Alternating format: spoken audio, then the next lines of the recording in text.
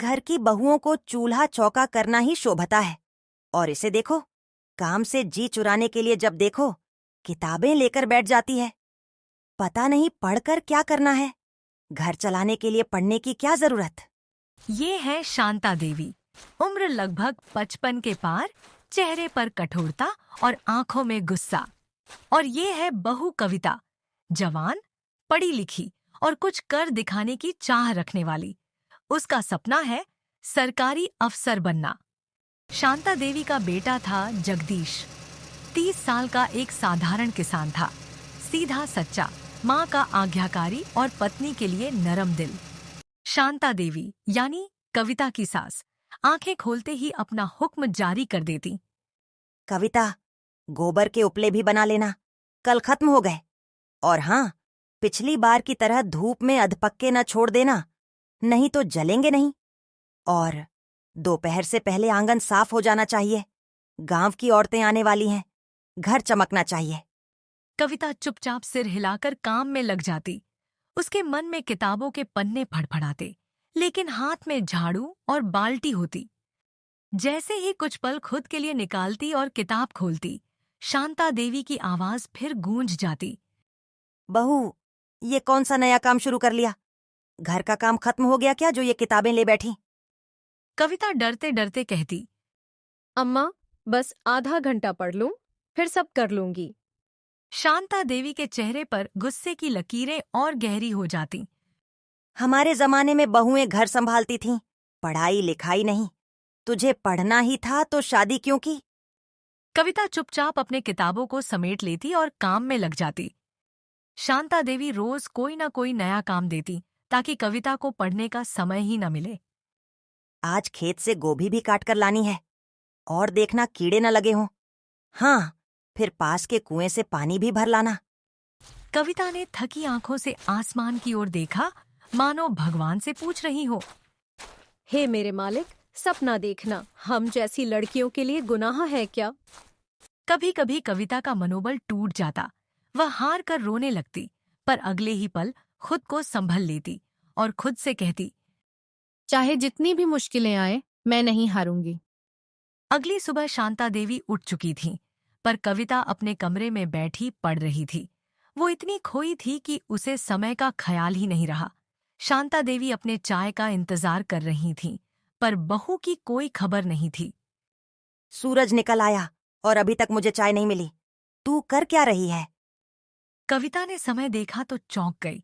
वो भागती हुई कमरे के बाहर आई और बोली, माफ कीजिए अम्मा, अभी चाय लाती हूँ। तू फिर से किताबें लेके बैठी थी? किस जमाने की बहू है तू? किताबों से कोई घर चलता है क्या? शादी करके आई है या पढ़ाई की पाठशाला चलाने? बहू हो बहू की तरह रह। जो औरत किताबों में मग्न रहती है वो घर नहीं संभाल सकती।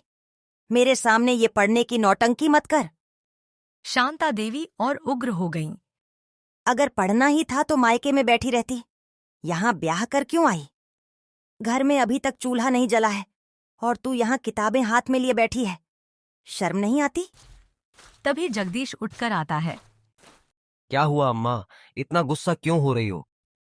पूछ इस महारानी से, अभी तक क्या कर रही थी? दिन निकल आया है और मुझे चाय की एक प्याली भी नहीं मिली। तो क्या हो गया अम्मा, पढ़ रही होगी वो। थोड़ी देर हो सकती है ना, तुम थोड़ा शांत हो जाओ। इतना गुस्सा तुम्हारी सेहत के लिए अच्छा नहीं है। अभी चाय लाता हूं मैं। हाँ हाँ, तू तो अपनी बीवी की तरफदारी करेगा ही ना। अब मेरा क्या काम इस घर में? इतना कहकर शांता देवी अपने कमरे में चली गई। थोड़ी देर बाद जगदीश भी नाश्ता कर अपने खेत पर चला गया। कविता घर का काम खत्म कर अपने कमरे में जा ही रही थी, तभी शांता देवी उसे आवाज लगाती है। गायों को चारा डाला, फिर कुएं से 2 घड़े पानी भी भर ला, और आज सारे अनाजों को धूप में डाल देना, वरना कीड़े लग जाएंगे। समझ गई? जब तक ये सब पूरा ना हो कोई किताब हाथ में मत लेना। और हाँ, कल सुबह सूरज निकलने से पहले गोबर के उपले बना लेना। दोपहर में खेत की मेर पर घास भी काटनी है। कविता अपनी सास से कुछ कहना चाहती थी, पर जुबान साथ नहीं देती थी। उसका दिल बस यही सोचता था। क्या मेरे सपने सचमुच इतने छोटे हैं कि घर के कामों से दब जाएं? दिन भर काम करने के बाद रात को कविता अपने कमरे में गई। उसने जैसे ही किताब खोला, उसे रोना आ गया। उसका शरीर थक के चूर हो गया था। वह कमर और पीठ की दर्द की वजह से बैठ नहीं पाई। वह खुद को रोने से रोक नहीं पाई। शायद इस जन्म में मैं अपने सपने पूरे नहीं कर पाऊंगी। मेरी जिंदगी इन चूल्हे चौके में ही सिमट के रह जाएगी। जब जगदीश कमरे में आया, उसने देखा कविता रो रही है। क्या हुआ कविता? तुम ऐसे रो क्यों रही हो? अम्मा ने कुछ कहा क्या? कविता ने खुद को संभालने की कोशिश की, पर उसका दर्द अब रुकने वाला नहीं था। आंसू रुके नहीं और वह फफक कर रो पड़ी। मैं अपने सपने पूरे करना चाहती हूँ। मुझे पढ़ना है। हाँ कविता, मुझे पता है। क्या तुम्हें किताबों की जरूरत है? मैं ला दूंगा। पर रो क्यों रही हो? मैं बहुत थक जाती हूँ। दिन भर काम की वजह से मुझे वक्त ही नहीं मिलता। अम्मा रोज नया काम दे देती हैं ताकि मैं पढ़ ही ना सकूं। शरीर से तो थक गई हूं और अब मन से भी टूट गई हूं। क्या तुम दिन भर काम ही करती हो? क्या मेरे खेत पर जाने के बाद तुम्हें बिल्कुल समय नहीं मिलता? नहीं मिलता। शायद मेरा सपना सपना ही रह जाएगा। शायद मैं उस जमाने में पैदा ही नहीं हुई जहां लड़की पढ़कर कुछ बन सके। कहते हैं कि औरत ही औरत की दुश्मन होती है, और आज मैं इस कहावत को सच होते देख रही हूं। जगदीश स्तब्ध रह गया। कविता ने आंखें पोंछते हुए कहा, मैंने तो सोचा था कि शादी के बाद भी अपने सपने को जिंदा रख पाऊंगी, लेकिन अम्मा जी, उन्होंने तो जैसे मेरा सपना एक बोझ समझ लिया है। कोई भी चीज हो, काम पहले मेरे नाम होता है। पढ़ने बैठूं तो ताना, सांस लूं तो भी गुनाह। जगदीश कुछ कहना चाहता था, लेकिन कविता आज रुकने वाली नहीं थी। उसकी चुप्पी आज लावा बनकर फूट पड़ी थी। मेरी किताबें, मेरी रातें, मेरी आंखों का हर सपना, सब अब मुझे बोझ लगने लगे हैं। क्या सच में एक लड़की का सपना बस शादी तक ही होता है? क्या मैं सिर्फ रोटियां सेंकने और झाड़ू पकड़ने के लिए पैदा हुई थी? मैं हार गई। अब मुझसे नहीं होगा। मेरा सपना शायद सपना ही रह जाएगा। ऐसा मत बोलो कविता। मैंने तुझसे शादी सिर्फ इसलिए नहीं की थी कि तू रोटियां बनाए, घर का काम संभाले या मेरी माँ की सेवा करे। मैंने तुझसे शादी इसलिए की थी कि तू मेरी जिंदगी की साथी बने। उस दिन 7 फेरे लेते वक्त मैंने वचन लिया था कि तेरे हर सपने में तेरा साथ दूंगा।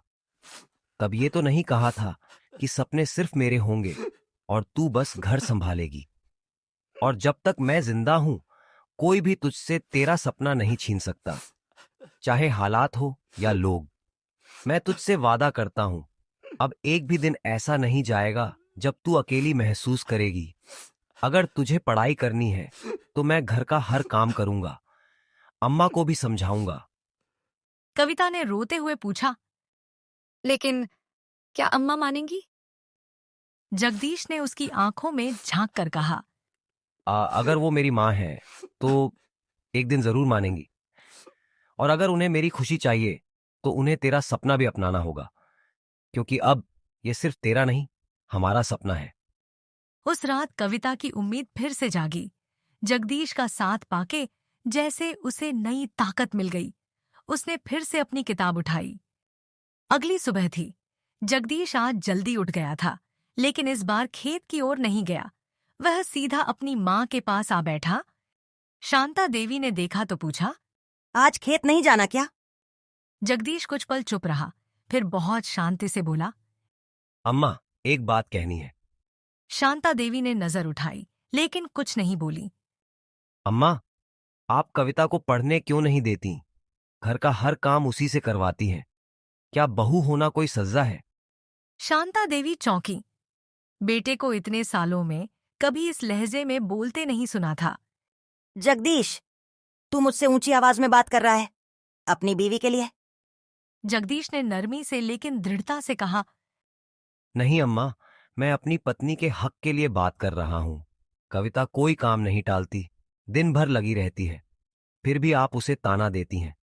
वो पढ़ना चाहती है, कुछ बनना चाहती है, इसमें क्या बुराई है? शांता देवी का चेहरा सख्त था। बोली, तो क्या अब मैं काम करूंगी? मेरी उम्र देखी है, और ये बहू पढ़ लिख कर क्या करेगी? अफसर बनेगी क्या? अगर आप काम नहीं कर सकती तो मैं करूंगा। कविता पढ़ेगी। मैं खेत भी देख लूंगा, घर का काम भी कर लूंगा, लेकिन मैं उसे उसके सपनों से दूर नहीं होने दूंगा। शांता देवी चुप रहीं। उन्हें यकीन नहीं हुआ कि उनका सीधा सादा बेटा आज उनके सामने खड़ा हो गया। जगदीश ने धीरे धीरे कहा, कविता कल रात बहुत रोई अम्मा, टूट गई थी। उसने मुझसे कहा कि शायद औरत ही औरत की दुश्मन होती है। शांता देवी चौंकी। क्या ऐसा बोली बहू? क्यों ना बोले अम्मा। आपने कभी उसकी आंखों में झांका है? वो कितना थकती है, फिर भी एक आवाज पर दौड़ती है। क्या हर लड़की का सपना बस घर के चूल्हे में जल जाना होता है? क्या जो बहू बन जाए उसके पास अपने ख्वाब नहीं रह जाते? शांता देवी की आंखें थोड़ी नरम पड़ीं। अम्मा, जब बाबूजी नहीं रहे थे तब हम दोनों ने मिलकर कितना कुछ संभाला था ना। आप सुबह उठती, चूल्हा जलाती, मैं खेत जाता, फिर लौटकर घर का काम भी करता। शांता देवी की आंखों में वो पुरानी यादें उतर आईं। सिर हिलाकर बोली, हाँ बेटा, बहुत कुछ झेला हमने। तू तो बचपन से ही समझदार रहा। अम्मा, जैसे हमने मिलकर घर चलाया था, वैसे ही अब मैं चाहता हूं कि हम दोनों मिलकर कविता को उसके सपने पूरे करने दें। क्या सपना है उसका? पढ़ लिख कर क्या करेगी बहू? अम्मा, उसने अफसर बनने का सपना देखा है। किताबों से लगाव है उसे। औरत हो या मर्द, सपना किसी का छोटा नहीं होता। शादी कोई सजा नहीं होती कि वो अपने सपनों को मार दे। शांता देवी कुछ नहीं बोली, सिर्फ सुनती रहीं। जगदीश ने आगे कहा, अम्मा, आप कहती हैं बहू को घर चलाना चाहिए, मैं मानता हूं, लेकिन हम भी तो कुछ कर सकते हैं। क्या कविता को एक मौका देने से हमारा घर टूट जाएगा? नहीं अम्मा, ये घर और मजबूत होगा अगर हम उसके साथ खड़े होंगे। शांता देवी की आंखें भर आईं। पहली बार उन्होंने अपने बेटे की बातों में वो गहराई देखी जो शायद पहले कभी नजर नहीं आई थी। वो सोच में डूब गईं। जगदीश ने बात आगे बढ़ाई। अम्मा, अगर आप चाहें तो कविता कल भी बर्तन मांजेगी और खेतों में मिट्टी उठाएगी, लेकिन अगर आप उसकी आंखों की चमक देखना चाहें तो उसे पढ़ने दीजिए। एक दिन वो अफसर बनेगी और लोग कहेंगे, शांता देवी की बहू ने नाम रोशन किया। क्या आप वो दिन नहीं देखना चाहेंगी? ठीक है बेटा, तू कहता है तो मैं कोशिश करूंगी। बहू को उसके सपने पूरे करने दूंगी। पर तू वादा कर, तू मुझसे कभी गुस्सा नहीं होगा। तू मेरे साथ खड़ा रहेगा। जगदीश ने मां के हाथ को दोनों हाथों से थाम लिया और मुस्कुराकर बोला, अम्मा, जब तक सांस है मैं हमेशा आपका सहारा रहूंगा। और कविता भी, वो जब अफसर बनेगी ना, तो सबसे पहले आपके पैर छूकर धन्यवाद कहेगी।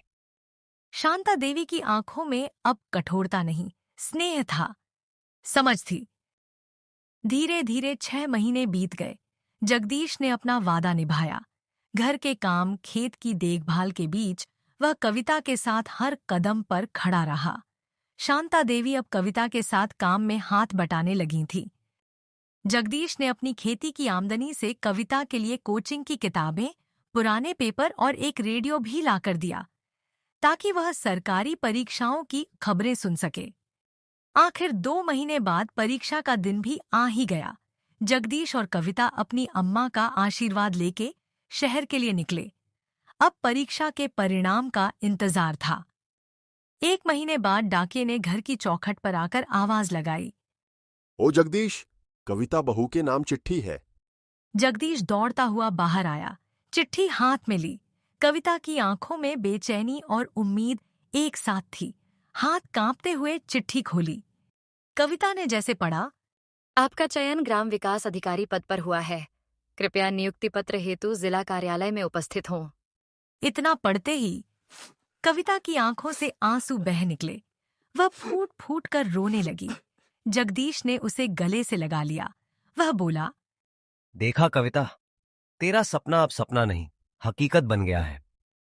शांता देवी भी यह खबर सुनकर भावुक हो गईं। उन्होंने कविता के सिर पर हाथ रखा और पहली बार बड़े प्यार से कहा, बहू, तूने हमारे नाम को रोशन कर दिया। माफ कर दे मुझे। मैंने तुझ पर बहुत अत्याचार किया, लेकिन तूने हार नहीं मानी। अब मैं सबको कहूंगी, मेरी बहू अफसर है। गांव के लोग मिठाई खाने आए। सरपंच ने आकर कहा, बधाई हो शांता बहन, आज धर्मपुर में पहली बार कोई बहू सरकारी अफसर बनी है। आज जो बहुएं पढ़ना चाहें, मैं सबसे पहले उनका साथ दूंगी। मेरी बहू ने मुझे सिखाया कि सपना कोई उम्र, जात या रिश्ता देखकर नहीं आता।